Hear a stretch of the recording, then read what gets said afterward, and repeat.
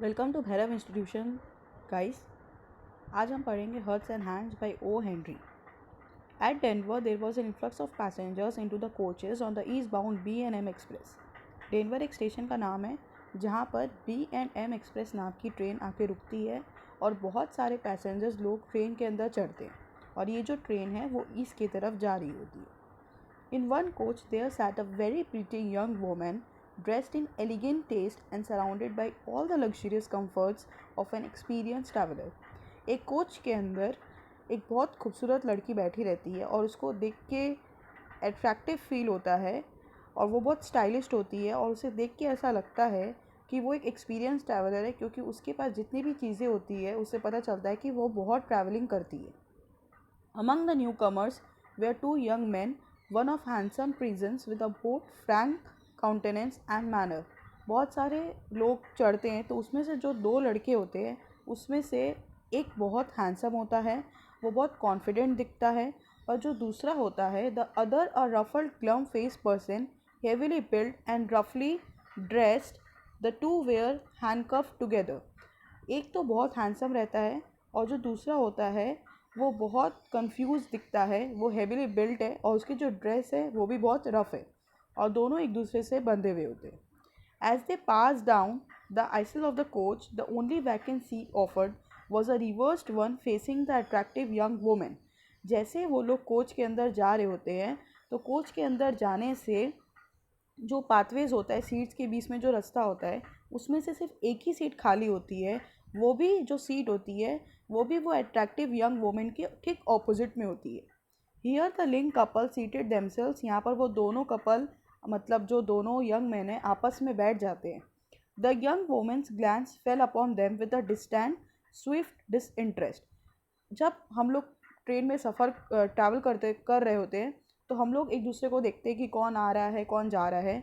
तो इतने में ही जो यंग वुमेन की नज़र उन लोगों पे पड़ती है और वो दूर से उन्हें दिखती है, थोड़े दूर से, और उसका जो इंटरेस्ट है ऐसा दिखता है कि उसको उन लोगों को देखने के बाद उसमें उसके उन लोगों के प्रति कोई भी इंटरेस्ट नहीं आया है। Then with a lovely smile brightening her countenance, पर धीरे धीरे क्या होता है, जैसे ही वो उन लोगों को देखती है उसकी स्माइल बढ़ती जाती है। And a tender pink tinging her rounded cheeks, और उसके चिक्स में ग्लो आने लग जाता है, उसकी चिक पिंक हो जाती है क्योंकि ऐसा लगता है कि वो उन्हें पहचानने लगी है। She held out a little grey gloved hand, और वो अपना हाथ उठाती है जिस और वो ग्रे कलर के ग्लोव्स पहन के रखती है। When she spoke her voice full sweet and deliberate, वो जब बोलती है तो वो बहुत स्वीटली बोलती है, बहुत अच्छे कॉन्फिडेंट मैनर में बोलती है। Proclaim that its owner was accustom to speak and be heard, जब वो बोलती है तो ऐसा लगता है कि उसे बहुत बोलने की आदत है और सुनने की। Well Mister Easton, if you will make me speak first I suppose I must. Mister Easton, अगर आप चाहते हैं कि मैं सबसे पहले बोलूँ तो ठीक है, मुझे कोई दिक्कत नहीं है, मैं बोलती हूँ। Don't you ever recognize old friends when you meet them in the west. वो बोलती है उन दोनों लोगों में से किसी को जानती होगी जिसमें से एक का नाम मिस्टर ईस्टन है, और वो उसे बोलती है क्या आप अपने ओल्ड फ्रेंड्स को पहचानना छोड़ देते हैं जब आप उन्हें वेस्ट में मिलते हैं? इसका मतलब वो लोग अभी वेस्ट में हैं और अभी कहाँ जा रहे हैं? ईस्ट में। The younger man roused himself sharply at the sound of her voice, seemed to struggle with a slight embarrassment, which he threw off instantly, and then clasped her fingers with his left hand.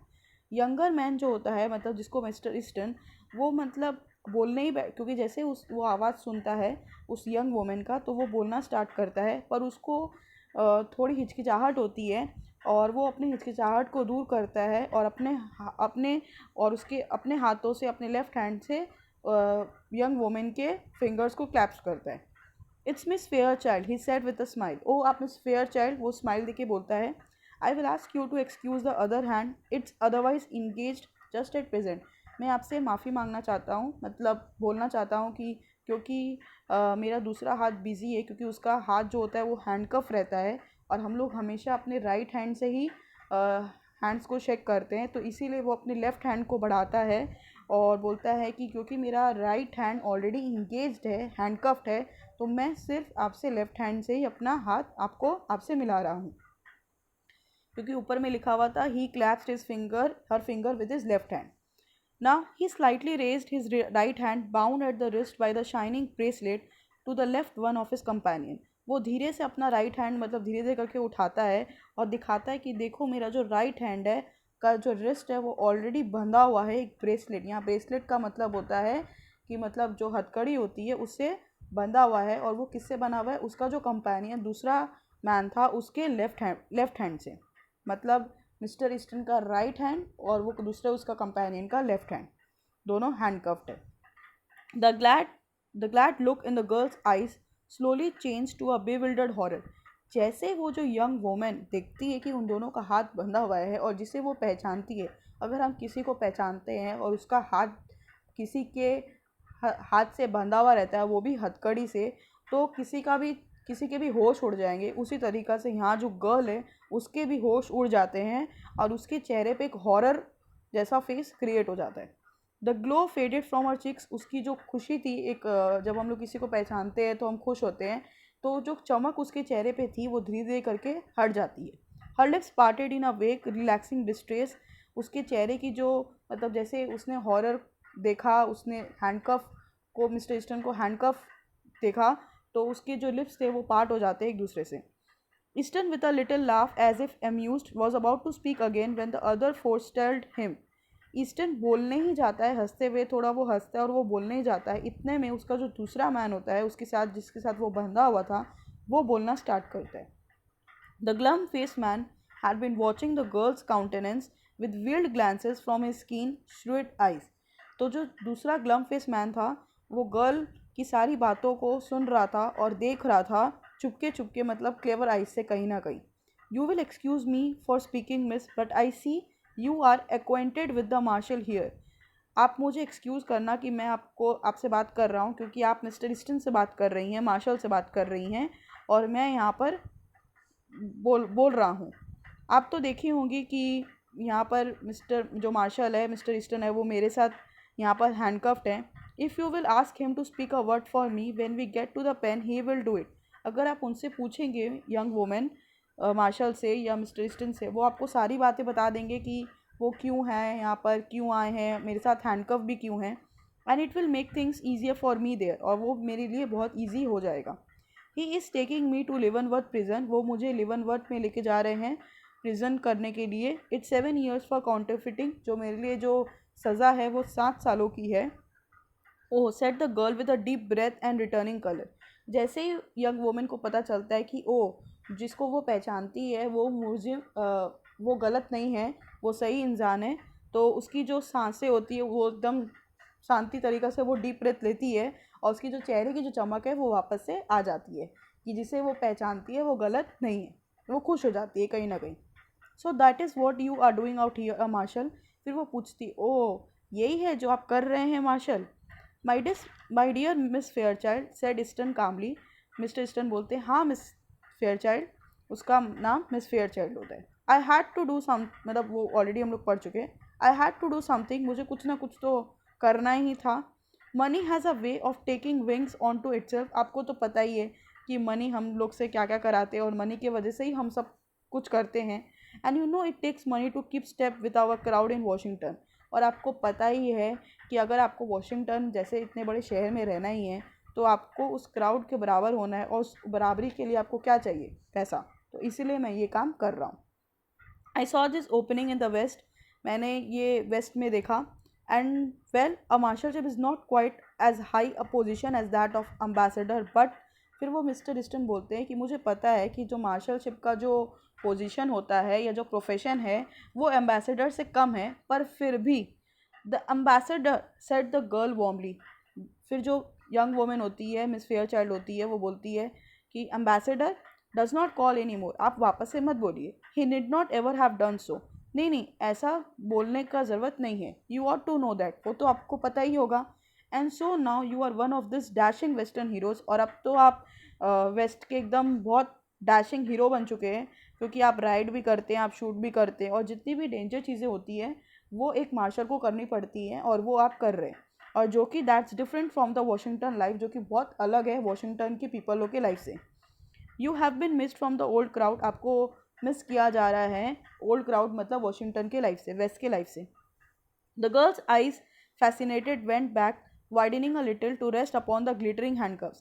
बात करते करते young women miss fair की जो आंखें हैं वो बार बार वापस से चौड़ी हो जा रही थी और किसके ऊपर किसके यहाँ उसकी नज़र पड़ रही थी, उनकी नज़र हैंडकफ्स पे बार बार जा रही थी. Don't you worry about them miss, said the other man. दूसरा मैन जो ग्लम फेस पर्सन होता है वो बोलता है आपको चिंता करने की ज़रूरत नहीं है. All marshals handcuff themselves to the prisoner to keep them from getting away. Mister Eastern know his business. तो ग्लम फेस पर्सन बोलता है कि मिस फेयरचाइल्ड आपको चिंता करने की ज़रूरत नहीं है, क्योंकि जितने भी मार्शल्स होते हैं उनको अपनी ड्यूटी पता है कि वो अपने आप को प्रिजन से बांध लेते हैं. क्यों बांध लेते हैं? जिससे कि जो प्रिजनर है वो भाग ना जाए. और मिस्टर ईस्टर्न को अपना काम बहुत अच्छे से पता है. Will we see you again soon in Washington, asks the girl. Miss Fairchild वापस से बोलती है कि हम लोग को, मुझे होप है कि हम लोग आपको, मतलब वो उन्हें देख पाएगी वॉशिंगटन में वापस से. Not soon I think, said Eastern. My butterfly days are over, I fear. वो मिस्टर ईस्टर्न बोलते हैं मुझे नहीं लगता ऐसा, क्योंकि मेरे जितने भी अच्छे दिन थे, क्योंकि वो मार्शल हैं तो उन्हें बहुत टफ काम करना पड़ता है, डेंजर काम करना पड़ता है, तो उन्हें लगता है कि मुझे नहीं लगता कि जो बटरफ्लाई डेज है वो मेरे सारे ख़त्म हो चुके. Now next. I love the west, said the girl irrelevantly. बिना पूछे मिस फेयरचाइल्ड वापस बोलने लगती है कि मुझे तो वेस्ट बहुत पसंद है. Her eyes were shining softly. उनकी जो आंखें हैं वो चमक उठी.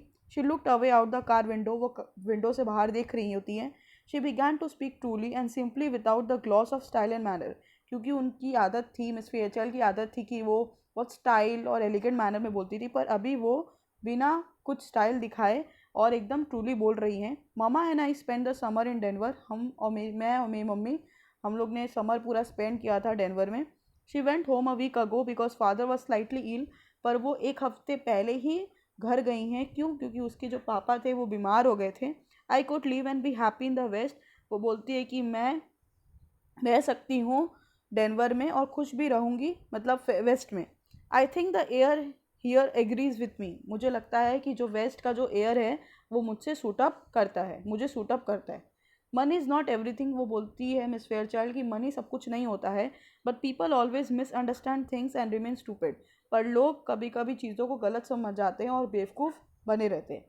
से Mister Marshall growled the glum face man. इतने में ग्लम फेस मैन वापस से बोलता है Mister Marshall, this is not quite fair. ये सही नहीं है. I am needing a drink. मुझे ड्रिंक चाहिए.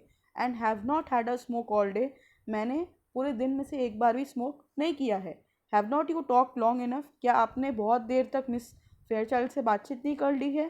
Take me in the smoker now. मुझे अब स्मोकर में लेके चलो, क्योंकि मुझे स्मोक करना है. क्या आप मुझे नहीं लेके जाएंगे? Won't you? I am half dead for a pipe. क्योंकि मैं अधमरा हो चुका हूँ बिना पाइप के, क्योंकि उसने स्मोक नहीं किया था पूरे दिन में. The bound travellers rose to their feet. Glum face person की बात सुनते ही जो दोनों ट्रैवलर होते हैं वो खड़े हो जाते हैं. और ईस्टर्न जो है with the same slow smile on his face. I can't deny a petition for tobacco, he slate lightly. फिर वो मिस्टर ईस्टर्न बोलते हैं कि मैं मना नहीं कर सकता टोबैको के लिए ग्लम फेस को. It's a one friend of the unfortunate. किसी का जब कोई नहीं होता है फ्रेंड या गाइड, उसके लिए टोबैको, स्मोक, ड्रिंक, ये सब कुछ उनके लिए सपोर्ट होता है. Goodbye miss Fairchild. वो मिस फेयर चाइल्ड को बाय बोलते हैं. Duty calls you know. आपको तो पता ही है कि मुझे अपने ड्यूटी पे जाना है, आपको तो दिख ही रहा है. He held out his hand for a farewell. वो अपना हाथ उठाता है फेयरवेल के लिए. It's too bad you are not going east. वो बोलती है मिस फेयर चाइल्ड की बहुत बुरा है कि आप ईस्ट नहीं जा रहे हैं. अपने the clothing herself with manner and style. वापस से अपने क्लोथ्स को वो ठीक करती है. But you must go on to Leavenworth I suppose. मतलब आप शायद जा रहे हैं लेवनवर्थ, हमको ऐसा लग रहा है. Yes said Easton. Mister eastern बोलते हैं हाँ, I must go on to Leavenworth. मैं लिवनवर्थ ही जा रहा हूँ. The two man sidle down the aisle in the smoker. तो वो लोग कोच के एसल मतलब पाथवे से होके स्मोकर के रास्ते में जा रहे होते हैं. The two passengers in a seat near by had heard most of the conversation. अब जब भी हम लोग ट्रेन में ट्रैवल कर रहे होते हैं तो बहुत सारे लोग बैठे रहते हुए और एक दूसरे की बातें सुनते रहते हैं. तो जब ये तीनों आपस में बात कर रहे थे, miss fair child, mister eastern और प्रिजनर, तो दो पैसेंजर्स सुन रहे होते हैं उन लोग की सारी बातें. उसमें से एक जन बोलता है, said one of them, that marshal's a good sort of chap. वो जो मार्शल था वो ठीक ठाक लगता है. Some of this western fellows are all right. ये जितने भी वेस्टर्न फेलोज हैं ना, ये सब कहीं ना कहीं राइट ही हैं, ठीक दिखते हैं. Pretty young to hold an office like that is not he, asks the other. पर इतने में ही दूसरा बोलता है कि जो मार्शल था वो कहीं बहुत ज़्यादा यंग नहीं था। मतलब उसको इतनी बड़ी प्रोफेशन मिल गई, इतना डिग्री है, मतलब ये डिग्री है मार्शलशिप का, और वो इतने यंग एज में उसको ये ऑफिस मिल गया। थोड़ा आश्चर्य से उसने बोला, young exclaim the first speaker. First speaker बोलता है यंग, वो यंग दिखता है। वाई ओ, ऐसा क्यों? Did not you catch on, क्यों तुम पकड़े नहीं? दूसरा स्पीकर बोलता है, say did you ever know an officer to handcuff a prisoner to his right hand. क्या कभी कोई ऑफिसर अपने प्रिजनर को अपने ही हाथों से हैंडकफ करेगा, अपने राइट हैंड से? तो इसका मतलब ये है कि असली में जो प्रिजनर था वो ग्लम फेस पर्सन नहीं था, वो मिस्टर ईस्टन था।